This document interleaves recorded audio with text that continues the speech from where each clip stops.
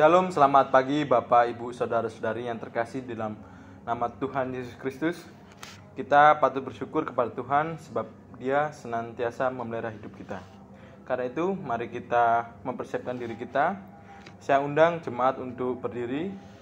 Kita saat teduh sejenak, saat teduh dimulai.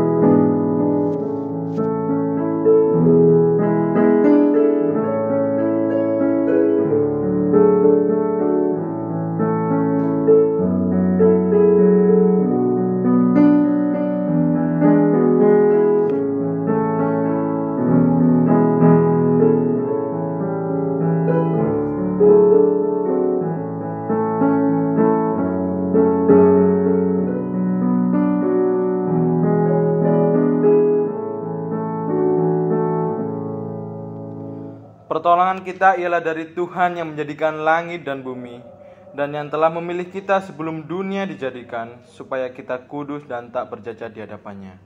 Kiranya Allah Bapa yang Maha Kasih, Juru Selamat kami Yesus Kristus, dan penghibur kami Allah Roh Kudus, menyertai kebaktian ini dari awal sampai selesai. Amin. Mari bersama-sama kita naikkan pujian kepada Allah dengan memuji pujian PPK nomor 40. Yesus seperti gembala.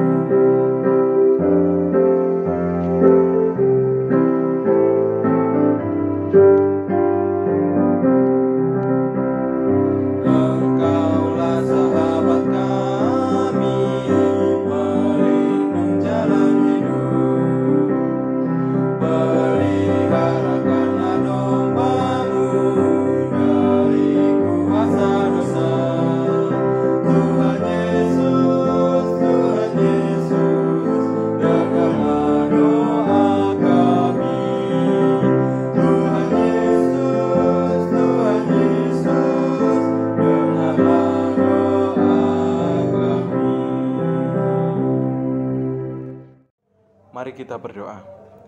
Dalam hadirat-Mu yang kudus kami datang ya Bapa. Kami bersyukur sebab kasih setia-Mu yang terus melimpah dalam hidup kami. Inilah kami jemaat-Mu yang datang di hadapan-Mu pagi hari ini. Layakanlah setiap kami agar kami sungguh mempermuliakan nama-Mu. Terpujilah nama-Mu ya Bapa, kekal dan selamanya. Dalam nama Tuhan Yesus kami berdoa. Amin. Jemaat dipersilakan duduk. Ayat emas kita pada pagi hari ini terambil dari Yohanes 14 ayat 21. Yohanes 14 ayat 21. Barang siapa memegang perintahku dan melakukannya, dialah yang mengasihi aku. Dan barang siapa mengasihi aku, ia akan dikasihi oleh Bapa-Ku. Dan aku pun akan mengasihi dia dan akan menyatakan diriku kepadanya. Demikianlah ayat firman Tuhan ini. Kiranya kita semakin hari semakin mengasihi Tuhan. sebab Dialah yang akan memberi hidup kita. Ayat hafalan tahun 2001, mari kita bacakan dari Mazmur 73 ayat 23 sampai 24. Tetapi aku tetap di dekatmu, engkau memegang tangan kananku, dengan nasihatmu engkau menuntun aku, dan kemudian engkau mengangkat aku ke dalam kemuliaan. Saya undang kembali jemaat untuk berdiri bersama-sama. Kita akan mengikrarkan pengakuan iman rasuli. Pengakuan iman rasuli. Aku percaya kepada Allah Bapa yang Maha Kuasa, Khalik langit dan bumi, dan kepada Yesus Kristus, Anaknya yang tunggal Tuhan kita, yang dikandung daripada Roh Kudus, lahir dari anak darah Maria, yang menderita sengsara di bawah pemerintahan Pontius Pilatus, disalibkan, mati dan dikuburkan, turun ke dalam kerajaan maut. Pada hari yang ketiga, bangkit pula dari antara orang mati, naik ke surga, duduk sebelah kanan Allah, Bapa yang Maha Kuasa. Dan dari sana Ia akan datang untuk menghakimi orang yang hidup dan yang mati. Aku percaya kepada Roh Kudus, gereja yang kudus dan am, persekutuan orang kudus, pengampunan dosa, kebangkitan daging, dan hidup yang kekal. Amin. Jemaat silakan duduk kembali. Mari kita bersama-sama menaikkan doa syafaat kita. Mari kita berdoa. Ya Bapa, ya Tuhan kami, Allah yang mengasihi kami, terpuji-puji nama-Mu ya Tuhan, kekal dan selama-lamanya. Betapa kami bersyukur karena pemeliharaan Tuhan yang tidak pernah terlepas dari kami.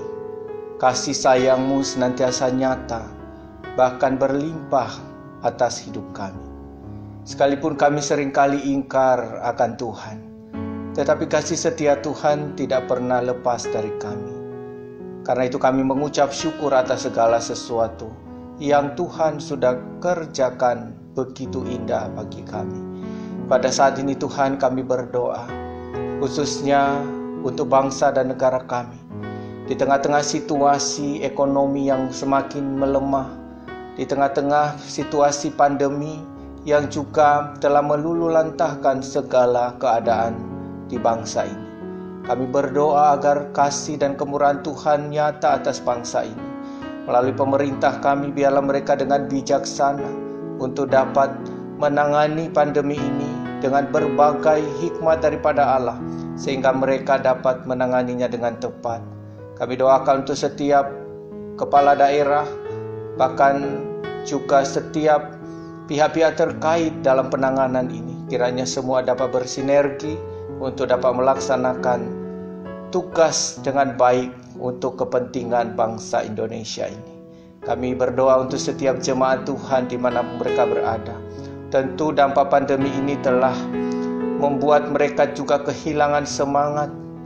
Karena itu kami berdoa agar Tuhan pimpin dan berkati, supaya jemaat ini senantiasa memandang kepada Kristus yang telah memberikan kehidupan dan pengharapan, sehingga kami tidak menjadi putus asa dan kecewa, tetapi kami semakin diperteguhkan bahwa di dalam Kristus ada jaminan, maka kami harus terus berada di dalam Kristus. Berikan kekuatan kepada setiap jemaat untuk mereka dapat berlimpah-limpah dalam pertumbuhan rohani. Ajarkan kepada mereka akan kebenaran, kebenaran yang memerdekakan, kebenaran yang membuat hati mereka semakin rindu akan Tuhan, bukan semakin menjauh. Itulah harapan kami Tuhan. Setiap mereka yang sakit lemah tubuh, Tuhan pulihkan dengan kasih-Mu, dan melalui itu mereka dapat mengerti kehendak Allah untuk mereka dapat berjuang terus di jalan Tuhan. Demikian kami tidak lupa berdoa untuk saudara-saudara kami yang mengalami bencana alam dimanapun berada, khususnya di NTT dan sebagian di wilayah Jawa Timur. Kiranya Tuhan menolong dan melalui pemerintah setempat dan juga orang-orang yang Tuhan pakai, termasuk gereja kami di tempat ini, biarlah boleh Tuhan pakai untuk bisa memberikan saluran berkat kepada mereka yang membutuhkan. Terpuji nama-Mu Bapa, kami serahkan doa syafaat kami pada pagi hari ini di dalam satu nama Tuhan kami Yesus Kristus. Amin. Sebentar kita akan mendengar firman Tuhan. Mari kita mempersiapkan diri dengan memuji pujian Aku Mengasihi Engkau Yesus.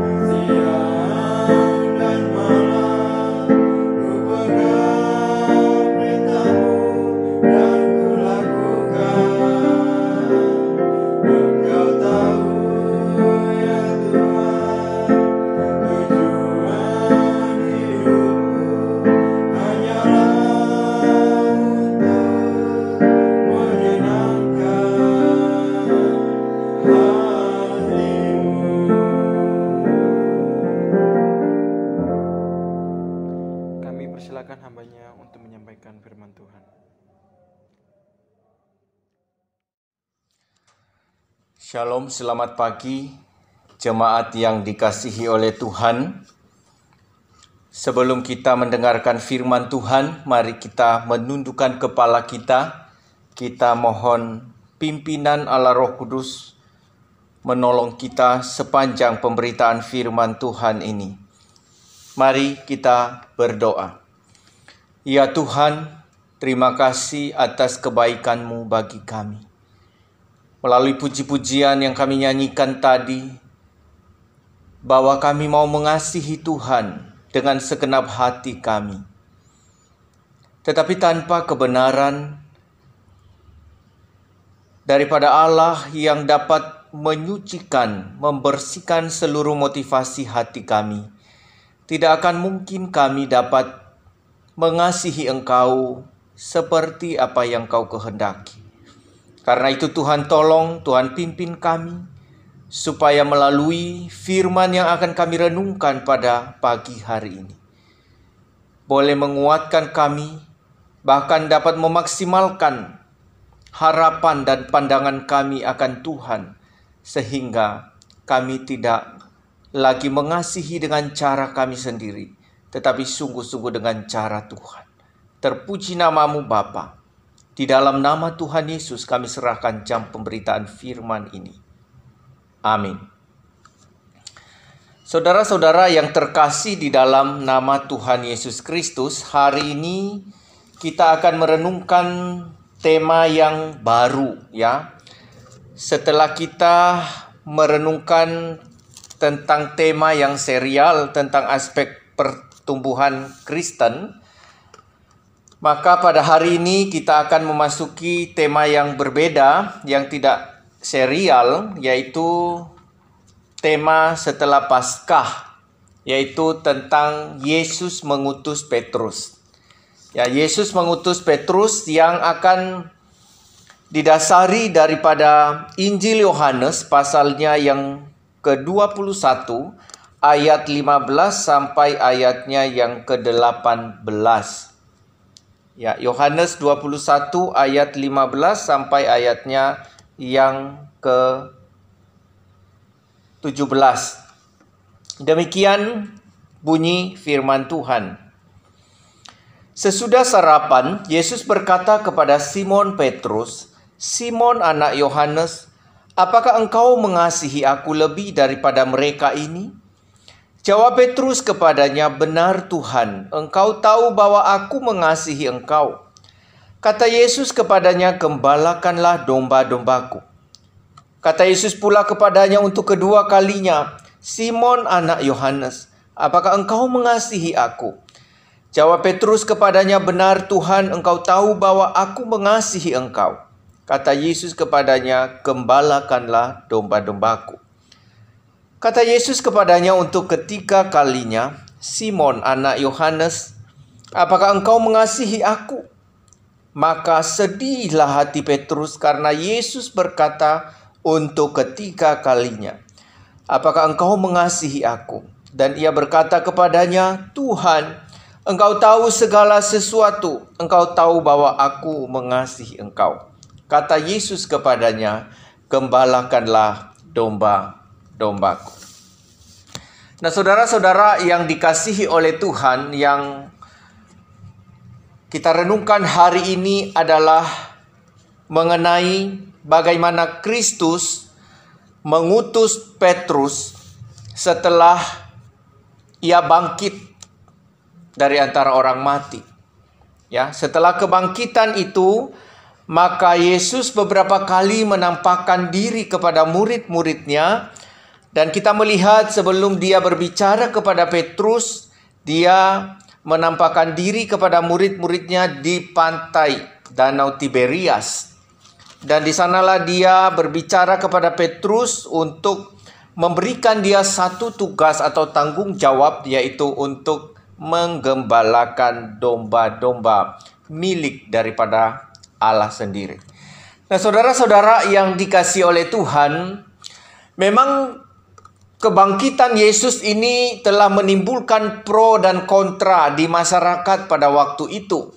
Sebab kita tahu saudara-saudara bahwa ketika kebangkitan Yesus itu, kita melihat bagaimana tindakan daripada para mahkamah agama pada waktu itu yang mencoba menyebarkan berita palsu. Bahkan mereka berani membayar dengan begitu besar para serdadu-serdadu yang menjaga makam daripada Yesus itu untuk mengatakan kepada orang-orang bahwa mayat daripada Yesus itu telah dicuri atau telah diambil oleh murid-murid.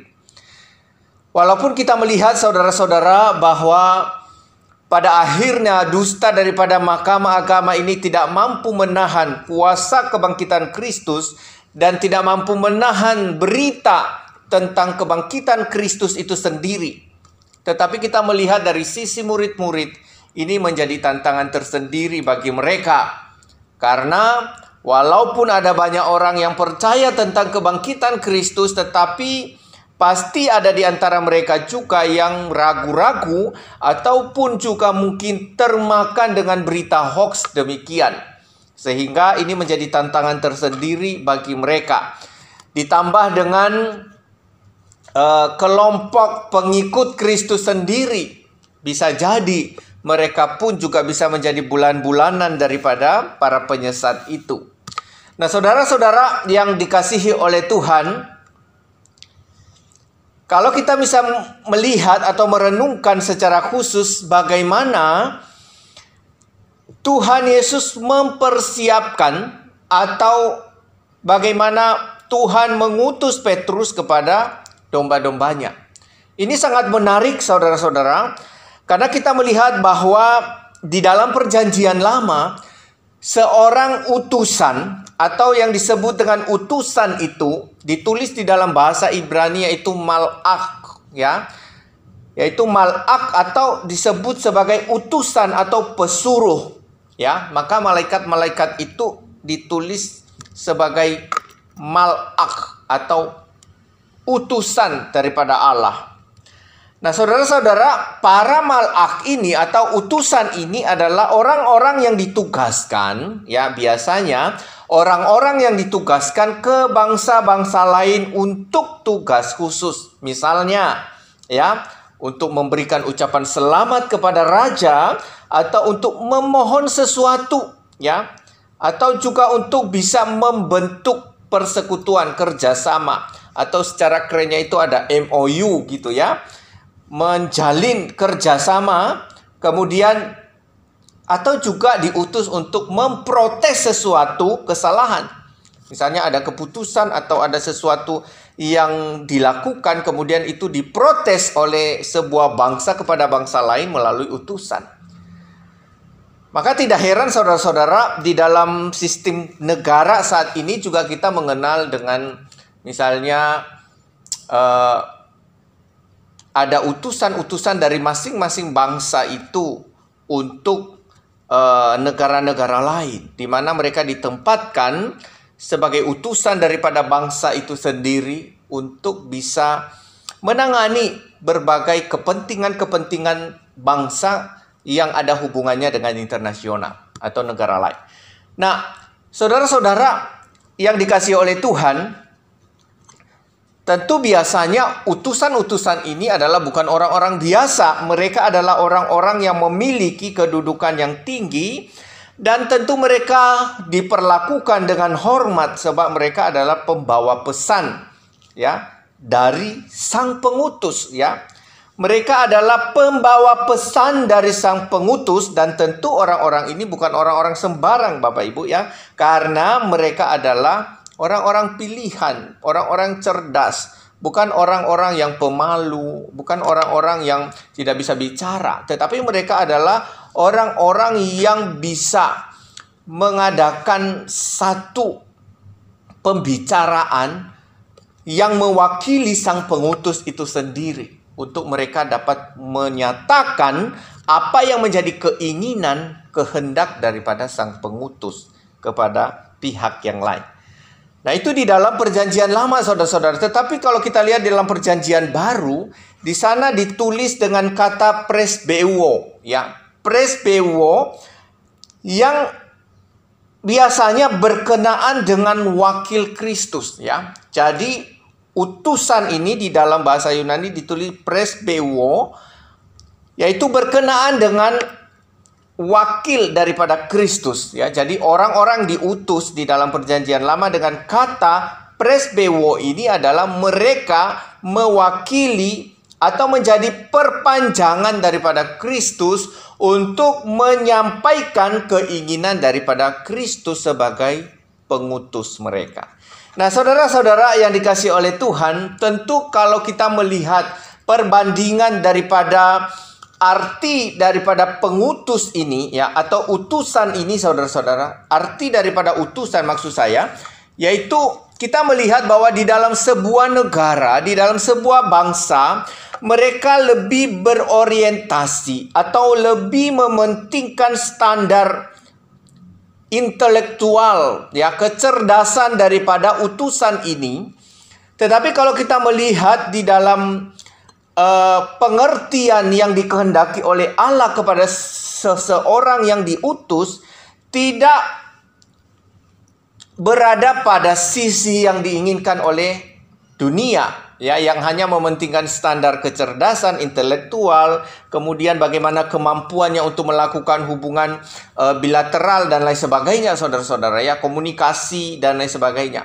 Tetapi lebih daripada itu, saudara-saudara, hal yang utama yang diinginkan oleh Yesus kepada para utusan yang Dia utus untuk memberitakan tentang kebangkitan Kristus, khususnya di dalam memelihara umat Allah yang sudah dimenangkan melalui pengorbanan Kristus itu, yaitu mereka harus memiliki standar yang lebih daripada itu, yaitu adanya komitmen kasih yang sejati. Oke. Nah, saudara-saudara, hal yang utama yang diinginkan oleh Yesus kepada para utusan yang Dia akan utus, saudara-saudara, adalah adanya komitmen kasih kepada Kristus. Bukan dalam arti bahwa Yesus Kristus mengabaikan intelektual, ya, bukan dalam arti bahwa Yesus Kristus mengabaikan kecerdasan, tetapi kita melihat, saudara-saudara, ada banyak orang yang cerdas, ada banyak orang yang memiliki intelektual yang tinggi, tetapi sedikit sekali orang yang dapat menyatakan kasihnya kepada para pengutus itu. Sehingga kadang-kadang banyak orang yang akhirnya beralih kepada yang lain karena mungkin dia tidak mendapatkan keuntungan lebih. Maka kita kenal istilah pengkhianat misalnya, ya. Pengkhianat. Pengkhianat itu adalah orang-orang yang sebenarnya pada awalnya diharapkan menjadi orang-orang yang dapat dipercaya untuk hal-hal tertentu, tetapi pada akhirnya orang-orang ini karena tidak memiliki komitmen kasih kepada sang pemercaya atau kepada sang pengutus itu, maka pada akhirnya mereka beralih arah, berbelok arah untuk mengkhianati sang Tuan yang justru sedang berjuang untuk mempercayai mereka. Nah, saudara-saudara yang dikasihi oleh Tuhan, itu sebabnya bahwa Yesus sangat penting sekali untuk mendesak bagaimana Petrus menyatakan kasihnya kepada Kristus. Benarkah ia mengasihi Kristus? Karena sudah barang tentu, saudara-saudara, seorang yang menjadi utusan daripada Allah, dikatakan tadi bahwa siapa yang diutus oleh Kristus berarti mereka mewakili Kristus, menjadi perpanjangan tangan Kristus untuk menyatakan kebenaran, khususnya di dalam memelihara dan memberikan makan domba-domba yang menjadi milik daripada Allah. Nah, karena itu kasih bukan sekedar ucapan, ya. Kasih tidak hanya sekedar ucapan atau kasih tidak hanya sekedar janji, tetapi harus ada bukti nyata yang dinyatakan di dalam sikap, ya, di dalam sikap sehari-hari. Jadi janji dan bukti harus berjalan beriringan. Tidak ada main-main dengannya, tidak ada janji yang sesaat, tidak ada janji yang berubah-ubah, tidak ada janji yang akhirnya beralih karena keadaan. Tetapi yang dimaksudkan dipastikan oleh Allah, khususnya di dalam pertanyaan-pertanyaan Kristus yang ditanyakan kepada Petrus ini adalah, bagaimana kasihmu kepadaku? Apakah kasihmu kepadaku itu hanya sekedar ucapan ataupun sekedar kata-kata, tetapi tidak diwujudkan di dalam perbuatan nyata? Kenapa hal ini sangat dipertegas dan perlu dipastikan oleh Yesus, walaupun sebetulnya dia sudah tahu bagaimana karakter daripada Petrus yang suka berubah-ubah. Walaupun dia dianggap seorang pemimpin yang berani, tetapi kita melihat bahwa ada perubahan ketika ada suasana yang benar-benar mengganggu kenyamanan dirinya. Petrus beralih kepada yang lain. Dia berubah setia. Dia menyangkal daripada Yesus karena tidak mau mampu bertahan dengan penderitaan. Nah, saudara-saudara yang dikasihi oleh Tuhan, jadi Yesus ingin memastikan ini kepada dia. Apakah dia benar-benar mau menyatakan dedikasinya dengan mengasihi Kristus lebih dari yang lain, lebih dari pekerjaannya, lebih daripada murid-murid yang lain, lebih dari orang-orang lain mengasihi Kristus. Itu yang perlu dipastikan oleh Yesus agar benar-benar orang yang dipilih oleh Kristus ini, yaitu Petrus, bisa menjadi utusan yang dapat dipercaya. Nah, saudaraku yang dikasihi oleh Tuhan, ketika janji tidak lagi sejalan dengan praktik, maka tentu akan menjadi gagal, akan menjadi jatuh di tengah jalan, akan menjadi ingkar, dan itu kan yang terjadi di dalam kehidupan Petrus. Kita lihat sebelum Yesus ditangkap bagaimana Petrus memberikan pernyataan-pernyataan yang begitu hebat, bisa diancungkan jempol. Tetapi saudaraku, pada akhirnya apa yang sudah dinyatakan oleh Petrus itu tidak sejalan dengan praktik hidupnya. Itu tidak bisa bertahan lama. Karena apa? Itu tidak benar-benar didasarkan kepada cinta, kepada kasih kepada Kristus, sehingga akhirnya ketika janji tidak lagi sejalan dengan praktik kehidupan itu, maka akhirnya menjadi ingkar dan gagal. Ini tentu tidak diinginkan Kristus terjadi ulang kepada Petrus. Maka untuk menjadi seorang utusan, dia benar-benar memastikan kepada Petrus. Tentu bisa saja Tuhan memberikan dia kelimpahan anugerah untuk bisa mengubah arah hidupnya, untuk mengasihi Kristus lebih daripada yang sebelumnya. Bisa, saudaraku. Tetapi Yesus Kristus menuntut sebuah komitmen yang bersumber atau datang daripada diri Petrus sendiri. Bagaimana dia benar-benar berjanji di hadapan Tuhan. Bagaimana ia mengasihi Allah. Saudaraku yang dikasihi oleh Tuhan, ketika janji tidak lagi sejalan dengan praktik kehidupan seperti yang saya katakan tadi, maka pada ujungnya akan menghasilkan sebuah ingkar janji. Saudaraku, baru-baru ini mungkin Bapak Ibu mendengar ya, ada seorang pemimpin agama ya, khususnya di Katolik ya. Itu seorang pastor di Italia mengundurkan diri karena jatuh cinta. Oke ya. Itu judul daripada berita tersebut, yaitu seorang pastor di Italia mengundurkan diri karena jatuh cinta. Nah, saudara-saudara, cinta akan diri ya, atau cinta akan dunia ini memang menggagalkan janji kita kepada Tuhan. Kita akan menjadi ingkar kepada Tuhan dan meninggalkan pelayanan. Walaupun di sisi lain, saudara-saudara, kita melihat bahwa hal itu dapat dibenarkan kalau dilihat dari sisi lain, misalnya bahwa daripada dia menjadi orang munafik, harusnya dia mau jatuh cinta tetapi dia tutup-tutupi untuk menjalankan tugas sebagai pemimpin umat misalnya. Tetapi walaupun dari sisi tersebut bisa dibenarkan, tetapi saudaraku, hal ini justru menunjukkan kepada kita bahwa apa yang diucapkan dengan perkataan saja tanpa diperjuangkan di dalam praktik kehidupan, itu akan menjadi gagal dan kita menjadi ingkar. Maka jikalau ada seorang pemimpin seperti itu, setelah menjalankan tugas panggilan di hadapan Tuhan dan pada akhirnya dia meninggalkan itu demi berjuang akan cintanya, cinta dunia, kepentingan diri sendiri, bukan kepentingan Tuhan. Pada akhirnya segala sesuatu ditinggalkan demi dunia ini. Saudaraku yang dikasihi oleh Tuhan, memang kalau kita pikir itu pilihan masing-masing ya. Tetapi ini menjadi pelajaran bagi kita bahwa betapa hebatnya pengaruh daripada cinta akan dunia, cinta akan diri sendiri itu membuat kita sulit mencintai Tuhan. Sulit mengasihi Tuhan lebih daripada itu. Inilah yang sedang diinginkan oleh Tuhan Yesus kepada Petrus, saudara-saudara, agar Petrus ini benar-benar dimurnikan terhadap segala sesuatu sehingga cintanya kepada Kristus itu tidak menjadi setengah-setengah.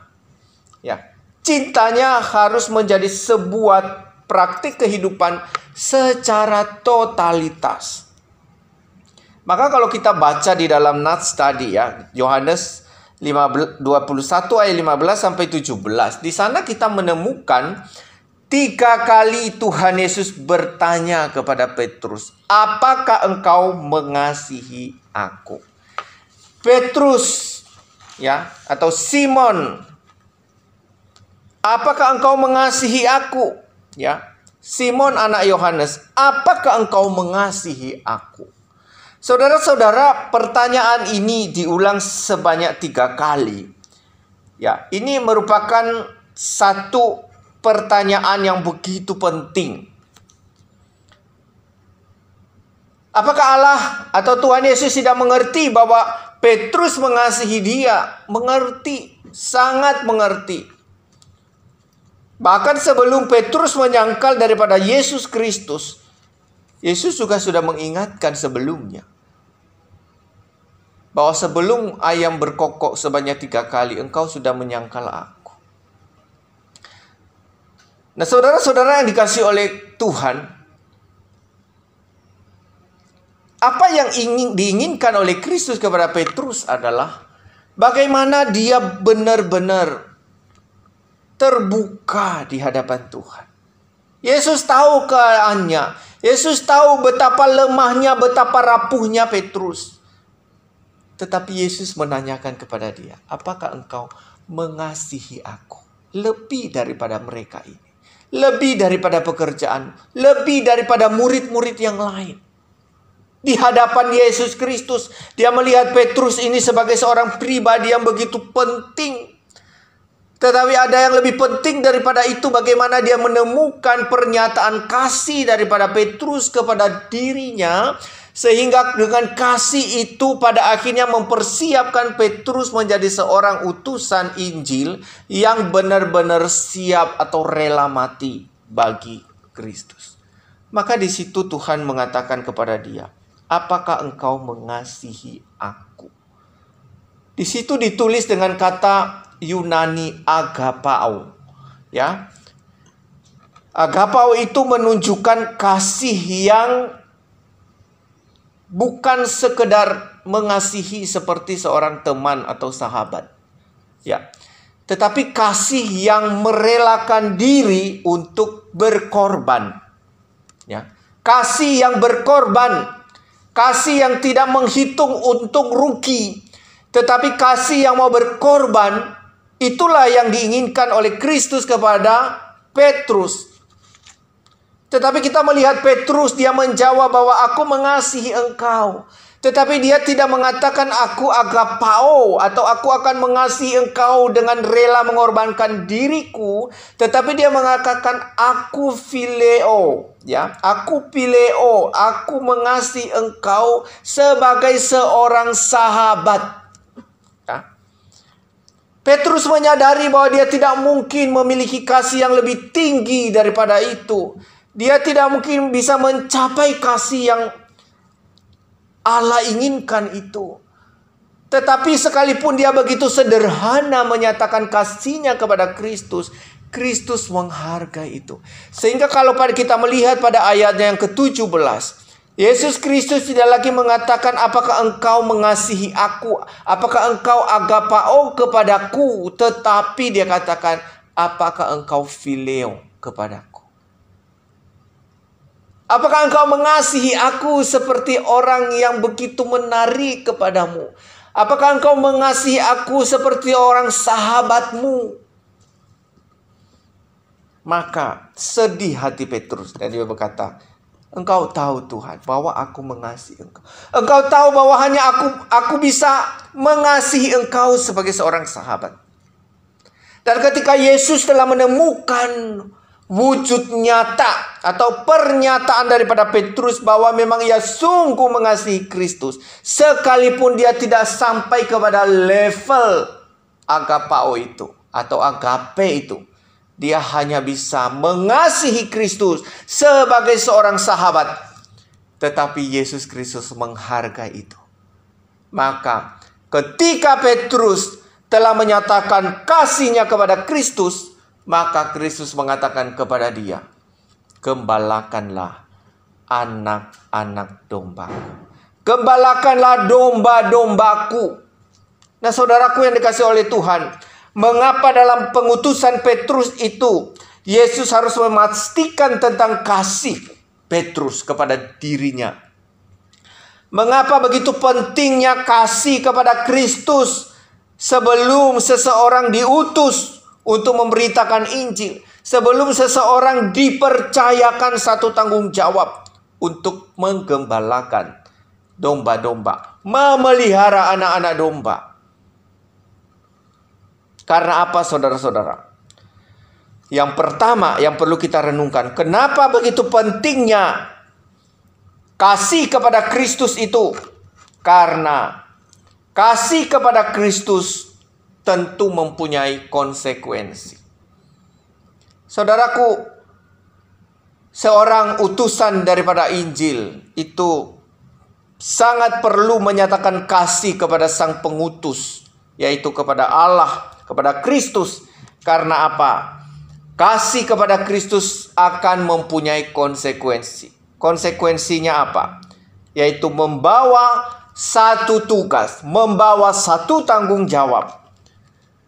Maka Tuhan katakan, jika engkau mengasihi aku, maka gembalakanlah domba-dombaku. Jika engkau mengasihi aku, maka berikanlah hidupmu untuk menggembalakan domba-domba dan anak-anak domba-dombaku. Artinya, saudara-saudara, ada sebuah konsekuensi. Dan konsekuensi ini sangat serius, ya, bahwa mengasihi Allah berarti kita menanggung sebuah tanggung jawab untuk menggembalakan, memberikan hidup kita untuk domba-domba yang dipercayakan Allah kepada kita. Ini tidak hanya bicara kepada seorang gembala jemaat, tetapi kepada setiap orang Kristen. Kita dipercayakan oleh Allah untuk menjadi gembala bagi kawanan domba yang Allah percayakan kepada kita masing-masing. Apakah itu di dalam keluarga kita, di dalam komunitas kita, di dalam pekerjaan, di dalam persekutuan, di mana saja, saudara-saudara. Tuhan menginginkan adanya tanggung jawab yang kita perlu pikul dan lakukan untuk orang-orang dipercayakan kepada kita. Artinya bahwa kasih kepada Kristus itu selalu melibatkan tanggung jawab dan pengorbanan. Maka saudara-saudara, begitu penting kita harus memiliki komitmen kasih kepada Kristus. Karena kasih kita kepada Kristus itu bisa dibuktikan dengan apa? Dengan komitmen kita memikul tanggung jawab yang Tuhan beri. Ya, kasih kepada Kristus bukan dalam arti kita datang kepada Tuhan, kita pijet-pijet Tuhannya, kita rawat Tuhannya, kita beri makan, kita beri dia apapun. Saudara, Tuhan tidak perlu itu. Tetapi yang Tuhan perlukan adalah bagaimana Wujud kasih kita kepada Dia dipraktekkan di dalam kehidupan nyata dengan berani mengorbankan diri, memikul tanggung jawab yang Tuhan berikan itu kepada kita, dan mengerjakannya dengan penuh pengorbanan.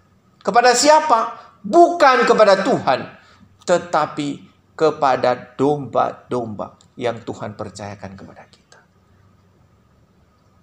Nah, saudara-saudara,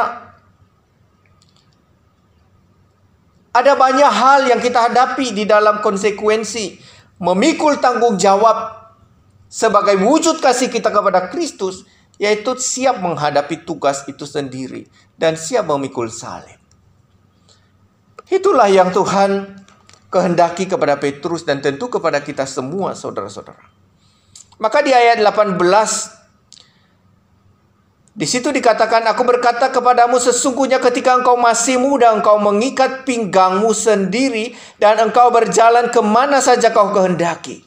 Tetapi jika engkau sudah menjadi tua, engkau akan mengulurkan tanganmu dan orang lain akan mengikat engkau dan membawa engkau ke tempat yang tidak kau kehendaki. Dan hal ini dikatakannya untuk menyatakan bagaimana Petrus akan mati dan memuliakan Allah. Sesudah mengatakan demikian, ia berkata kepada Petrus, ikutlah aku. Nah, saudaraku yang dikasihi oleh Tuhan, Allah sudah tahu bahwa memberitakan Injil atau tantangan di dalam membawa berita yang diutus atau diberikan oleh Allah sebagai seorang pengutus kepada Petrus, ya, itu akan ada konsekuensi yang tidak mudah. Maka perlu tanggung jawab dan pengorbanan diri.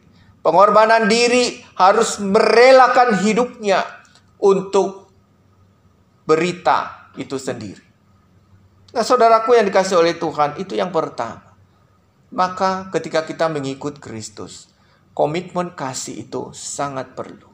Apakah saya dan saudara mengasihi Kristus lebih dari apapun yang ada di dalam dunia ini? Itu menentukan apakah Anda siap memikul tanggung jawab dan rela mengorbankan diri Anda untuk Kristus. Hal yang kedua, saudara-saudara, kenapa kasih Petrus ini benar-benar didesak dan dipastikan oleh Kristus? Apakah dia mengasihi Kristus atau tidak? Karena apa? Kasih kepada Kristus merupakan syarat mutlak bagi seorang gembala. Oke. Syarat kasih kepada Kristus itu adalah syarat yang paling mendasar untuk seorang gembala. Ya, ini tidak hanya bicara kepada saya sebagai seorang gembala, tetapi kepada setiap kita yang dipercaya menjadi utusan-utusan Kristus. Kenapa, saudara-saudara? Karena kita melihat bahwa walaupun hal-hal lain dibutuhkan di dalam sebuah penggembalaan, baik itu tadi kecerdasan, baik itu harta, baik itu segala sesuatu yang ada pada kita, tetapi kita melihat di dalam 1 Korintus pasal 13 ayat pertama sampai ayat ketiga. Di situ disampaikan bahwa tanpa kasih, sekalipun kita merelakan diri kita untuk dibakar sekalipun, itu akan sia-sia saja. Ya. Kenapa, saudara-saudaraku? Karena memang dasar daripada seorang gembala, seorang utusan itu adalah kasih. Apakah dia benar-benar telah mengikatkan diri kepada pengutusnya, bukan karena ada tuntutan tertentu, tetapi karena memang dia tahu bahwa sang pengutus ini adalah orang-orang yang benar-benar harus ditaati, dihormati, dan diikuti sepanjang kita hidup. Maka dasarnya penting sekali adalah kasih. Kenapa, saudara-saudara? Tidak ada orang yang setia melayani di gereja. Tidak ada orang yang setia melayani domba-domba yang dikatakan oleh Yesus tadi, gembalakanlah domba-dombaku, jika ia tidak melihat lebih tinggi daripada manusia. Ya, saudara-saudara, utusan itu kalau dia hanya melihat pada manusia, pada domba-domba itu, dia akan rapuh. Kenapa? Tidak gampang, ya. Tidak gampang untuk memberi makan domba-domba. Tidak gampang untuk memelihara domba-domba. Kalau kita hanya melihat kepada domba-domba itu, maka kita akan putus di tengah jalan. Gagal di tengah jalan. Karena apa? Betapa sulitnya untuk memelihara domba-domba. Kita diperhadapkan dengan domba-domba yang mungkin cara hidupnya tidak karu-karuan. Mungkin cara penghormatan, penerimaan kepada kita tidak menyenangkan. Kita sudah kehabisan tenaga, kehabisan waktu, merelakan perasaan kita, saudaraku. Itu tidak gampang. Maka seorang gembala, seorang utusan itu, dia harus melihat jauh di atas daripada manusia itu. Kepada siapa? Kepada Tuhan. Tuhan yang tertinggi. Maka kasih kita harus ditambahkan kepada Kristus. Supaya kasih yang besar ini bisa menutupi kelemahan kita untuk melihat domba-domba yang mungkin tidak begitu menyenangkan, mengenakan, bahkan mungkin banyak menjengkelkan. Domba-domba begitu macam-macam tingkahnya. Kadang ada yang baik. Kadang ada yang baik kemudian berubah menjadi tidak baik. Banyak yang sulit untuk berubah. Bagaimana kita bisa memenangkan mereka? Bagaimana bisa tetap menggembalakan mereka? Maka dibutuhkan kasih sebagai dasar, sebagai syarat mutlak bagi seorang utusan, bagi seorang gembala, bagi seorang yang dipercaya untuk menggembalakan mereka. Ini menjadi tanggung jawab, saudara-saudara. Maka ini penting sekali, kasih itu. Dan yang ketiga, saudaraku yang dikasih oleh Tuhan, dengan kita menyatakan kasih kita kepada Kristus, berarti sentral utama adalah Kristus. Segala apa yang kita kerjakan itu hanya untuk Kristus, bukan untuk diri sendiri. Kesesatan terjadi karena mencoba mengambil alih apa yang seharusnya bagian Allah, kita alihkan menjadi bagian kita. Maka kenapa banyak gembala-gembala mencuri domba? Banyak gembala-gembala yang bertengkar karena saling berebut domba. Karena apa? Mereka telah memasang merek, hak milik. Dalam hidup saya, saudara, dalam pelayanan saya belajar untuk tidak mau mengambil domba orang lain. Ketika ada orang yang bergabung pun saya tanya dari gereja mana. Kenapa Anda keluar dari gereja? Sejak kapan Anda tidak bergereja di gereja asal? Ini penting. Bisa bayangkan saudara-saudaraku, hati Tuhan. Dengan cara-cara yang demikian kita mencoba memindahkan apa yang menjadi hak Allah. Kemudian kita pindahkan menjadi hak milik kita. Ini menimbulkan perseteruan antar sesama gembala. Karena apa? Merasa itu adalah miliknya sendiri. Setiap orang siapapun boleh masuk ke dalam satu gereja. Tetapi kita sebagai gembala harus mau menata dengan baik. Karena mereka bukan datang untuk menjadi milik kita, tetapi mereka datang untuk menjadi milik Allah. Maka kasih itu menjadi dasar yang begitu penting. Agar seluruh hasil pelayanan yang kita kerjakan itu menjadi kemuliaan bagi Tuhan. Kita cuma alat. Kalaupun kita sudah berjuang untuk seseorang, melayani dia, menggembalakan dia, toh pada akhirnya dia mungkin tidak menyukai kita. Dia tidak menyukai cara kerja kita. Dia mencoba mencari gereja yang lain, silakan. Sebab apa? Kita cuma alat untuk memberitahukan kepada dia tentang Kristus. Setiap orang bisa bertumbuh di mana saja. Tetapi yang perlu kita pikirkan adalah, adakah seluruh perbuatan kita, seluruh arah daripada hidup ini didasarkan pada kasih kita kepada Kristus? Saudara-saudara, ketika di dalam diri seorang Kristen ada kasih, tidak akan mungkin ada perseteruan. Tidak akan mungkin ada saling menyenggol satu dengan yang lain. Karena apa? Kita menyadari, kita mengerti akan batasan kita masing-masing.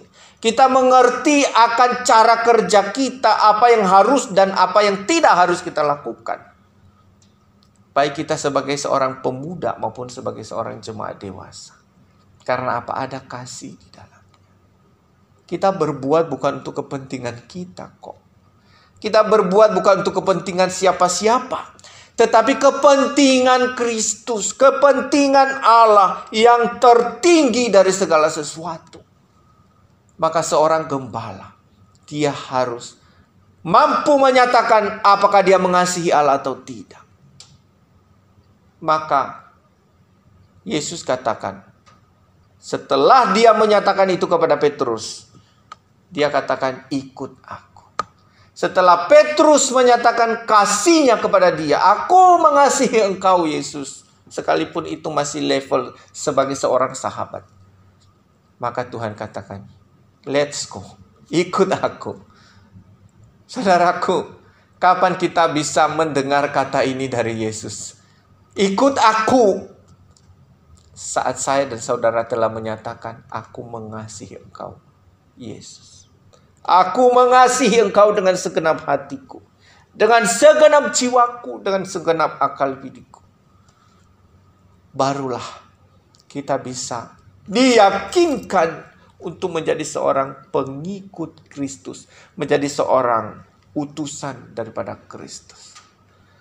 Saudaraku, tentu melayani orang lain tidak gampang. Jangankan melayani orang lain, melayani diri sendiri aja sulitnya minta ampun. Maka Tuhan mau memberikan kita kekuatan kasih itu. Kekuatan kasih itu hanya bisa diterima ketika ada kasih kita kepada Kristus yang tersambung. Sehingga saya dan saudara bisa memiliki konektivitas yang begitu kuat. Sehingga kita bisa memandang orang lain itu bukan lagi sebagai orang-orang yang sulit diatur. Bukan sebagai orang-orang yang tidak mampu diubah. Tetapi sebagai orang-orang yang bisa tunduk di dalam kuasa Allah. Saya dan saudara adalah alat Tuhan. Bagaimana kita dengan Allah? Apakah saya dan saudara mengasihi Allah? Apakah saudara secara pribadi sungguh-sungguh mengasihi Allah? Jika saudara sungguh-sungguh mengasihi Allah, berarti saudara siap menerima tanggung jawab. Saudara siap berkorban untuk Tuhan. Saudara siap untuk melayani siapapun, sekalipun itu sering menyakiti hati saudara. Saudara siap untuk membawa seluruh apa yang Anda kerjakan sebagai hormat dan puji-pujian bagi Tuhan. Itu yang Anda, yang Allah tantang pada kita. Apakah engkau mengasihi Allah? Jika ya, maka perintah berikutnya, gembalakanlah domba-domba Allah. Kiranya firman Tuhan ini, saudara-saudara, boleh menguatkan kita dan membakar semangat kita untuk menjadi utusan-utusan Allah yang siap memberitakan Injil dimanapun, kapanpun, apapun keadaannya. Kita siap. Mari kita berdoa. Bapa di sorga, terima kasih untuk kasih setiamu yang sungguh amat besar. Kami bersyukur kepadamu ya Tuhan. Pimpin dan tuntun kami, supaya di dalam segala sesuatu yang kami lakukan, nama Tuhan dimuliakan. Terpuji namamu Bapa, dalam nama Tuhan Yesus kami berdoa dan mengucap syukur. Amin. Kita sudah mendengarkan firman Tuhan, kiranya menjadi berkat bagi kita semua. Mari kita memuji Tuhan dengan memuji PPK nomor 196 bekerja selama siang sambil mengumpulkan persembahan.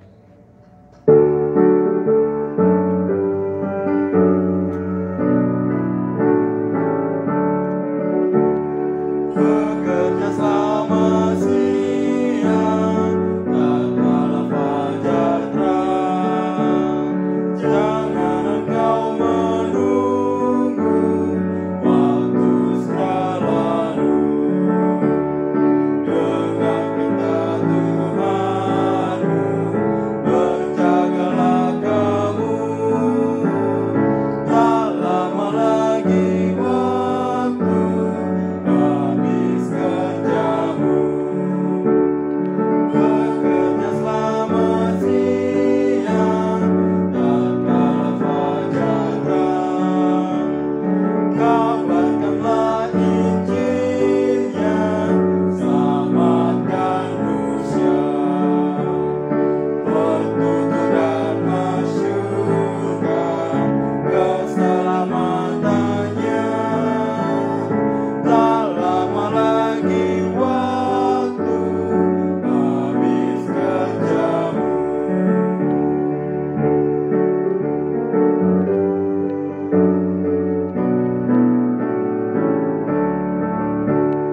Bekerja selama siang tak kalah fajar terang, mahkota mulia menunggu kau dapat tentu.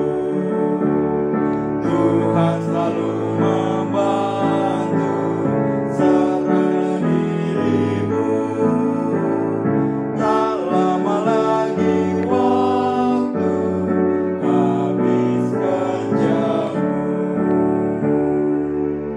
Mari kita berdoa. Terima kasih ya Bapa, segala berkat yang berlimpah yang kami terima daripadamu. Kini kami mempersembahkan apa yang pada kami, kiranya Tuhan berkenan memberkati. Dalam nama Tuhan Yesus kami berdoa. Amin. Jemaat yang dikasihi oleh Tuhan, mari kita mengakhiri kebaktian kita pada pagi hari ini. Saya undang untuk berdiri. Mari kita menaikkan doksologi.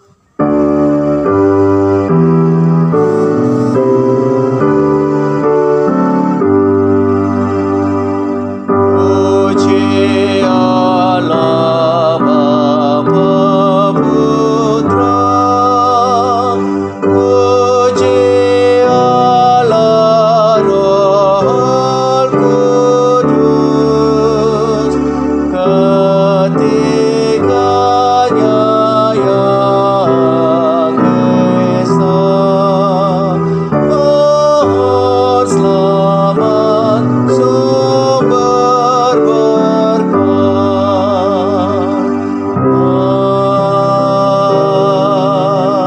Amin. Kita berdoa.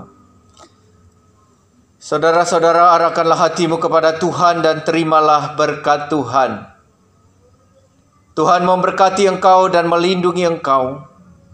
Tuhan menyinari engkau dengan wajah-Nya dan memberi engkau kasih karunia. Tuhan menghadapkan wajah-Nya kepadamu dan memberi engkau damai sejahtera. Amin.